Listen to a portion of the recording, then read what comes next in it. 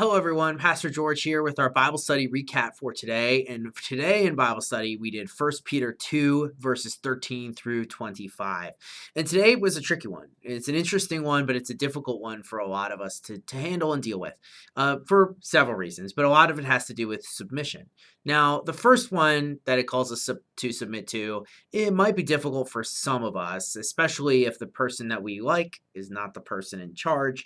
But the second one that I'm going to talk about that we're told to submit to might be a little bit more challenging for us to deal with. So let's start off. So Peter begins by telling the Christians that he is writing to submit themselves to the authorities, right? To honor the emperor and the governors and everyone who is above them, right?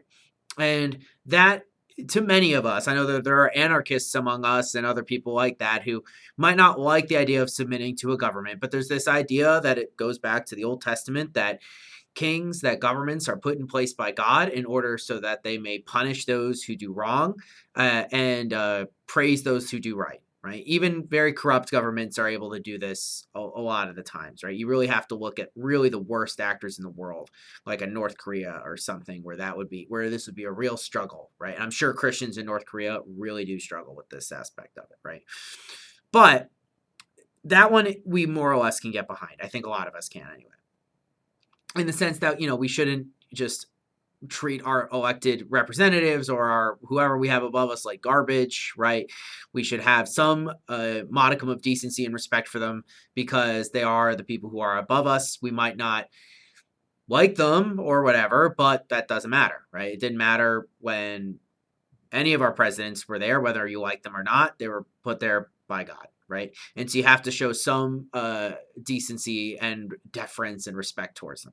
Okay, so that makes sense. And it can be difficult, but Peter shows us that that's actually a good thing, right? Because and in other places in this letter, right, that by submitting to them, by showing that we are not trying to be seditious or terrible or anything like that, we actually end up winning the hearts of people because we end up not being what they suspect we are, right? And that allows us to preach the gospel. So he says that.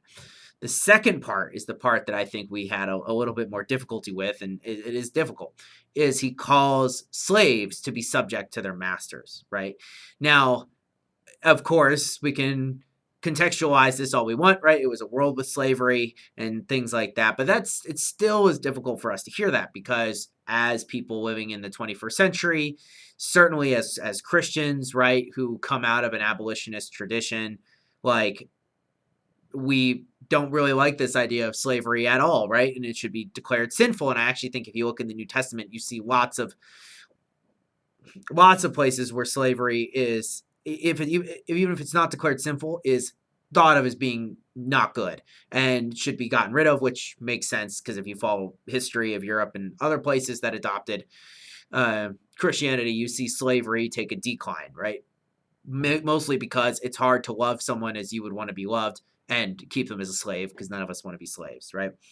But Peter here is very probably speaking to Christian slaves who are subject to non-Christian masters. So that's an important part of this, right? So this idea that there's an evangelistic side to this type of thing.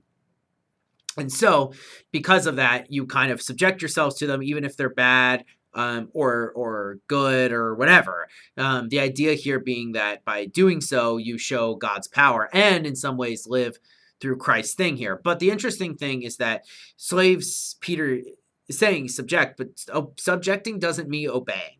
So it doesn't mean that you have to take all of the abuse or do evil things if your master commands it, right? This is equally important for government because we follow God ultimately, right?